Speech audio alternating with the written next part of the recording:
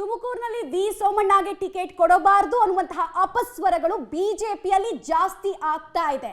ಈಗಾಗಲೇ ಅಸಮಾಧಾನದ ಜ್ವಾಲೆ ಸ್ಫೋಟಿಸ್ತಾ ಇದೆ ವಿ ಸೋಮಣ್ಣ ವಿರುದ್ಧ.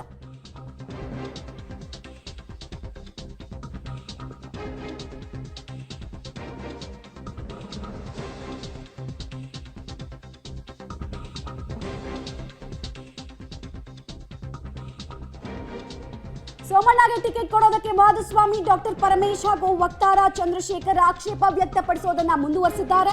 ತುಮಕೂರಿಗೆ ಸೋಮಣ್ಣ ಬರ್ತಾರೆ ಅಂತ ಹೇಳಿದ್ಯಾರು? ನನಗೆ ಟಿಕೆಟ್ ಸಿಗುತ್ತೆ ಅನ್ನುವಂತಹ ವಿಶ್ವಾಸ ಆಗಿದೆ ಅಂತ ಮಾಧುಸ್ವಾಮಿ ಅವರು ಹೇಳ್ತಾ ಇದ್ದಾರೆ. ಮತ್ತೊಂದು ಕಡೆ ಸೋಮಣ್ಣ ಪರ GS ಬಸವರಾಜ್ ಅವರು ಬ್ಯಾಟಿಂಗ್ ಮಾಡೋದನ್ನ ಮುಂದುವರೆಸಿದ್ದಾರೆ. ಮಂಡ್ಯ, ಹಾಸನ ಬಿಟ್ರೆ ಅತ್ಯಂತ ಸೂಕ್ಷ್ಮ ಕ್ಷೇತ್ರ ಅಂತ ಹೇಳಿದ್ರೆ ಅದು ತುಮಕೂರು. ಪಕ್ಷದ ಅಭ್ಯರ್ಥಿ ಯಾರೇ ಆದ್ರೂ ಕೆಲಸ ಮಾಡೋಣ ಅಂತ ಮಾಧುಸ್ವಾಮಿಗೆ ಕೌಂಟರ್ ಕೊಡೋ ಕೆಲಸವನ್ನ ಸಂಸದ GS ಬಸವರಾಜ್ ಅವರು ಮಾಡ್ತಾ ಇದ್ದಾರೆ. ಇಲ್ಲಿ ಸೋಮಣ್ಣ ಅವರ ಹಿತಾಸಕ್ತಿಯನ್ನ ಮೇಲ್ನೋಟಕ್ಕೆ ಕಾಯೋ ಕೆಲಸವನ್ನ GS ಬಸವರಾಜ್ ಅವರು ಈ ಮೂಲಕ ಮಾಡ್ತಾ ಇದ್ದ ಹಾಗೆ ಕಾಣಿಸ್ತಾ ಇದೆ. ಸೊ ಜಟಿಲ ಆಗ್ತಾ ಇದೆ ಟಿಕೆಟ್ ವಿಚಾರ.